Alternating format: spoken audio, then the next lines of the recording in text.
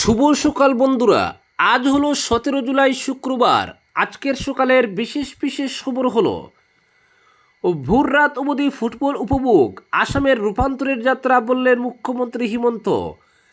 3 August অরুণোদয়ের প্রথম কিস্তি বিতরণ, 6-7 আগস্ট নিযুত মহিনা নিযুত বাবুর ফর্ম বিলি। এ ব্যাপারে বিস্তারিত থাকবে প্রতিবেদনে। ক্যাপিটাল রাঙ্গিরখাড়ি সড়ক সংস্কারে পূর্ত বিভাগ, সরানো হলো NHIDCL-কে। ভারী যান চলাচলে নিষেধাজ্ঞা, পর্যালোচনা বৈঠকে সিদ্ধান্ত মন্ত্রী কৌশিক কৃষ্ণেন্দুর। বরাকে হাইকোর্টের স্থায়ী বেঞ্চ, মুখ্য বিচারপতি মুখ্যমন্ত্রীর দ্বারস্থ দাবি কমিটি। হাইকোর্টের স্ট্যান্ডিং কমিটিতে পাঠানোর আশ্বাস মুখ্য বিচারপতির, যাবতীয় সহযোগিতার প্রতিশ্রুতি মুখ্যমন্ত্রীরও। জলমিত্রদের চাকরির নিরাপত্তা ও সরকারি স্বীকৃতির দাবিতে পিএইচই মন্ত্রীর দ্বারস্থ অ্যাসোসিয়েশন। বেতন, নিয়োগপত্র ও বকেয়া মেটাতে উদ্যোগের আশ্বাস কৃষ্ণেন্দুর। রেলের টিকিট ব্যবস্থায় পরিবর্তন, পছন্দের বার্থ বেছে নেওয়ার সুবিধাসহ চালু নতুন ব্যবস্থা। নবম শ্রেণীতে তৃতীয় ভাষা চালুর বিরোধিতা সুপ্রিম কোর্টের, কেন্দ্রকে পুনর্বিবেচনার পরামর্শ। জীবন রক্ষায় সব ব্যবস্থা নিন, সুনম ওয়াংচুকের অনশন নিয়ে কেন্দ্রকে নির্দেশ দিল্লি হাইকোর্টের। শরীর ভালো নেই, তবুও অনশন ভাঙব না, বার্তা সুনম ওয়াংচুকের। দেখা করলেন অরবিন্দ কেজরিওয়াল। পার্টি অফিসে বসে জনগণের অভাব অভিযোগের কথা শুনলেন মন্ত্রী কৌশিক। এবং সর্বশেষ খবরটি হল শিলচরে ভক্তি ও উৎসবের আবহে পালিত রথযাত্রা, রথের দড়িতে টান মন্ত্রী কৌশিকের। এবারে শুনুন বিস্তারিত খবর। বৃহস্পতিবার সন্ধ্যায় সামাজিক মাধ্যম ফেসবুকে লাইভে রাজ্যবাসীর উদ্দেশ্যে ভাষণ দেন আসামের মুখ্যমন্ত্রী ডক্টর হিমন্ত বিশ্ব শর্মা। লাইভে তিনি রাজ্যের বিভিন্ন উন্নয়নমূলক প্রকল্প, কর্মসংস্থান, রেশন, শিক্ষা, অবকাঠামো ও সাংস্কৃতিক উদ্যোগ নিয়ে একাধিক গুরুত্বপূর্ণ ঘোষণা করেন। মুখ্যমন্ত্রী জানান, নির্বাচনী প্রতিশ্রুতি অনুযায়ী আসামে 2 লক্ষ সরকারি চাকরি প্রদানের লক্ষ্যে রাজ্য সরকার ইতিমধ্যেই কাজ শুরু করেছে। অরুণোদয় প্রকল্প প্রসঙ্গে তিনি বলেন, আগামী 3 আগস্ট থেকে প্রকল্পটি পুনরায় চালু হবে। ওই দিন থেকেই নতুন সরকারের পক্ষ থেকে উপভোক্তাদের প্রথম কিস্তির অর্থ প্রদান করা হবে। এছাড়া 6 ও 7 আগস্ট নিযুত মহিনা ও নিযুত বাবু প্রকল্পের আবেদনপত্র বিতরণ করা হবে।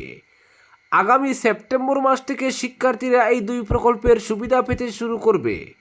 রেশন ব্যবস্থা নিয়েও গুরুত্বপূর্ণ ঘোষণা করেন মুখ্যমন্ত্রী।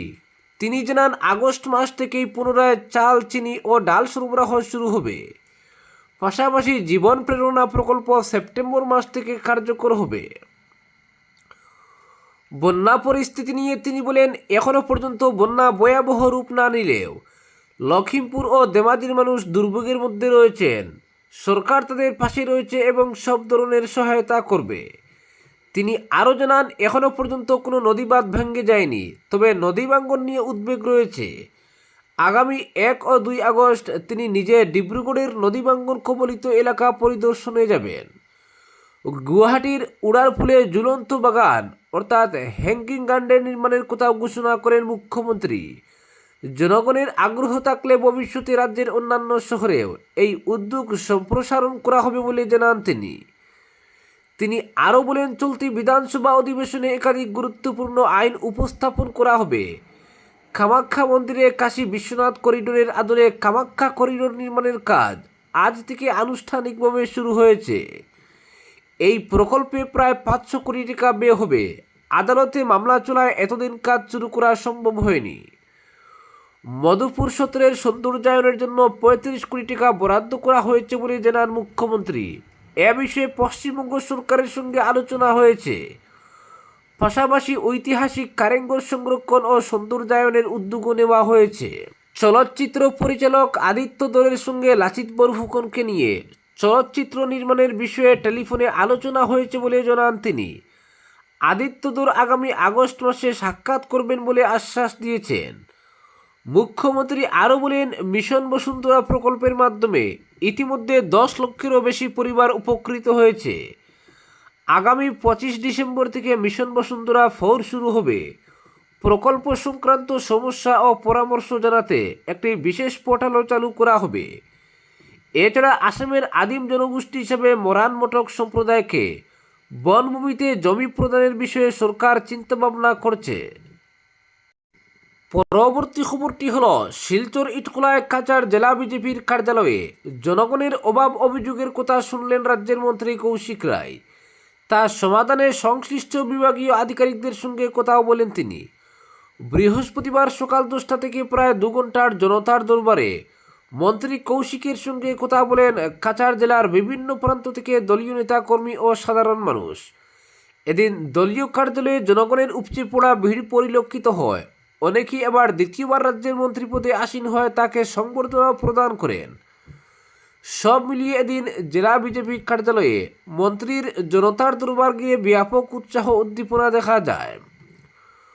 মূলত তৃণমূল স্তরে জনসংযোগ এবং স্থানীয় সমস্যার সমাধানের লক্ষ্যেই এমন উদ্যোগ নিয়েছেন মন্ত্রী কৌশিক রায়।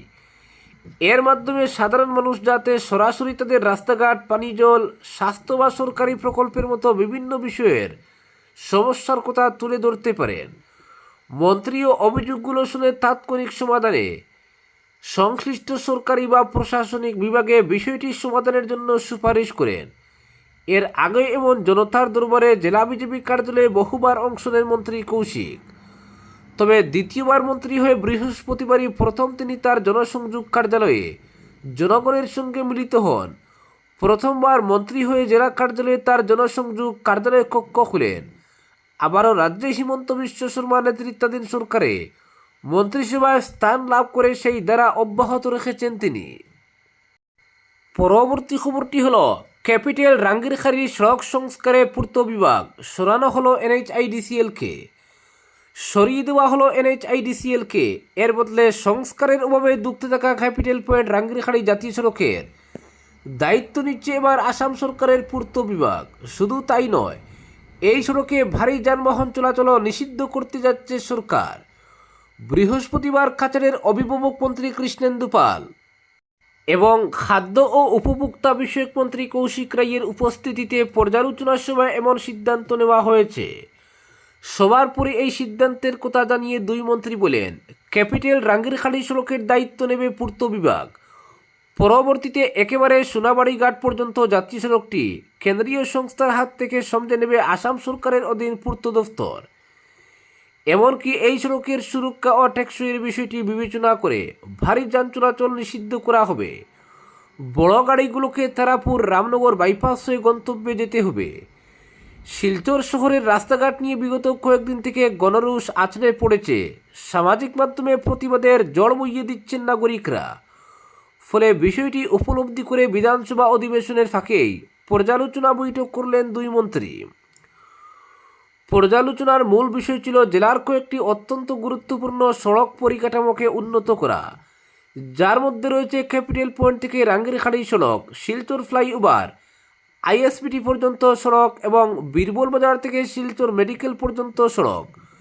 সংশ্লিষ্ট আধিকারিকরা প্রকল্পগুলির অগ্রগতির বিস্তারিত প্রতিবেদন উপস্থাপন করেন। মন্ত্রীরা কাজের বর্তমান অবস্থা পর্যালোচনা করে বিদ্যমান প্রতিবন্ধকতাগুলি চিহ্নিত করেন এবং সংশ্লিষ্ট সংস্থাগুলিকে নির্ধারিত সময়সীমার মধ্যে সমস্ত অসমাপ্ত কাজ সম্পন্ন করার নির্দেশ দেন। পরবর্তী খবরটি হল, বরাক উপত্যকায় গৌহাটি হাইকোর্টের একটি স্থায়ী বেঞ্চ স্থাপনের দাবি নিয়ে বৃহস্পতিবার মুখ্যমন্ত্রী হিমন্ত বিশ্ব শর্মা এবং হাইকোর্টের মুখ্য বিচারপতির সঙ্গে দেখা করল হাইকোর্ট বেঞ্চ দাবি বাস্তবায়ন কমিটি। ঘণ্টাজোড়া বৈঠকে হাইকোর্টের মুখ্য বিচারপতি আশুতোষ কুমার বিধি অনুযায়ী বরাকে স্থায়ী বেঞ্চ স্থাপনের বিষয়টি হাইকোর্টের প্রশাসনিক স্ট্যান্ডিং কমিটির বিবেচনার জন্য পাঠানোর আশ্বাস দেন। যাবতীয় সাহায্যের আশ্বাস দিয়েছেন মুখ্যমন্ত্রীও। বৃহস্পতিবার বরাকে হাইকোর্ট বেঞ্চ দাবি বাস্তবায়ন কমিটির প্রতিনিধিরা প্রথমে হাইকোর্টের মুখ্য বিচারপতির সঙ্গে দেখা করেন। মুখ্য বিচারপতির কনফারেন্স হলে অনুষ্ঠিত বৈঠকে বিচারপতি মাইকেল জংতুয়া ও বিচারপতি মনীষ চৌধুরীও উপস্থিত ছিলেন। প্রতিনিধিদের পক্ষ থেকে তুলে ধরা তথ্য, পরিসংখ্যান, সাংবিধানিক যুক্তি এবং জনস্বার্থে বিভিন্ন দিক মনোযোগ সহকারে শুনেন মুখ্য বিচারপতি আশুতোষ কুমার। তিনি বরাকের প্রতিনিধিদের বলেন, হাইকোর্টের স্থায়ী বেঞ্চ স্থাপন করা একক সিদ্ধান্তের বিষয় নয়, এর জন্য নির্ধারিত প্রশাসনিক ও সাংবিধানিক প্রক্রিয়া রয়েছে। সেই প্রক্রিয়ার প্রথম ধাপ হিসেবে বিষয়টি প্রশাসনিক স্ট্যান্ডিং কমিটির কাছে পাঠানো হবে। কমিটির সুপারিশ পাওয়ার পরই পরবর্তী সিদ্ধান্ত গ্রহণ করা হবে। মুখ্য বিচারপতি আশ্বাস দেন, অতীতে বরাক উপত্যকায় হাইকোর্টের স্থায়ী বেঞ্চ প্রতিষ্ঠার আবেদন এসেছে, নানা কারণে তা বাস্তবায়িত হয়নি। তবে ভবিষ্যতেও যে এই দাবি বাস্তবায়িত হবে না এমন কোনো কথা নেই।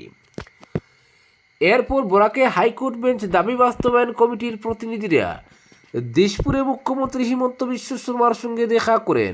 মুখ্যমন্ত্রীর কার্যালয়ে প্রতিনিধিদের সঙ্গে বৈঠকে তিনি বলেন, হাইকোর্টের স্থায়ী বেঞ্চ বা ডিভিশন বেঞ্চ স্থাপনের সিদ্ধান্ত সম্পূর্ণ বিচার বিভাগের বিষয়।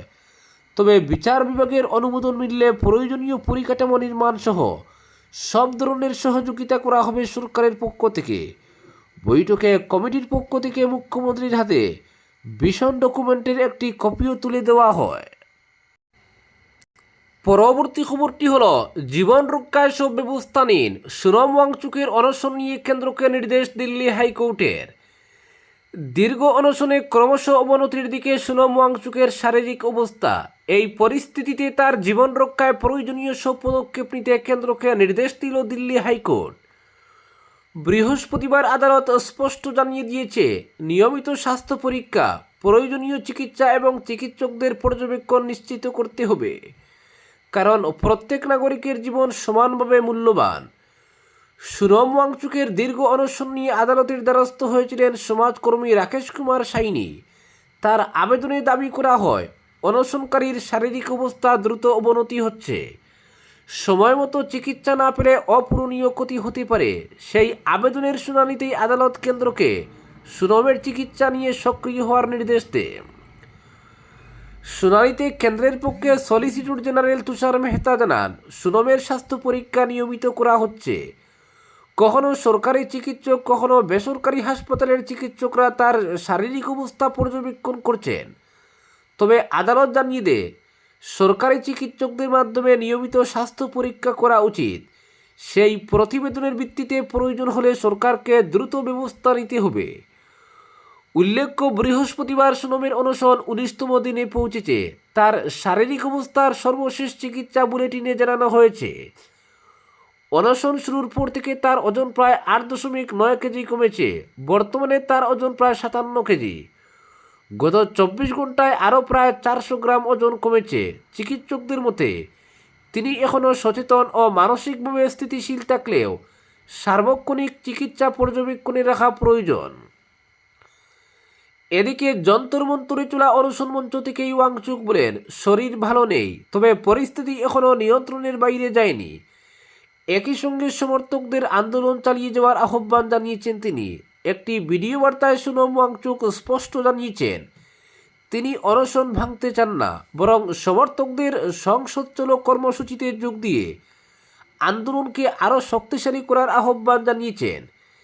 এদিকে এদিন তার সঙ্গে দেখা করেন আম আদমি পার্টির প্রধান অরবিন্দ কেজরিওয়াল। আজকের বিশেষ সংবাদ এখানেই সমাপ্ত।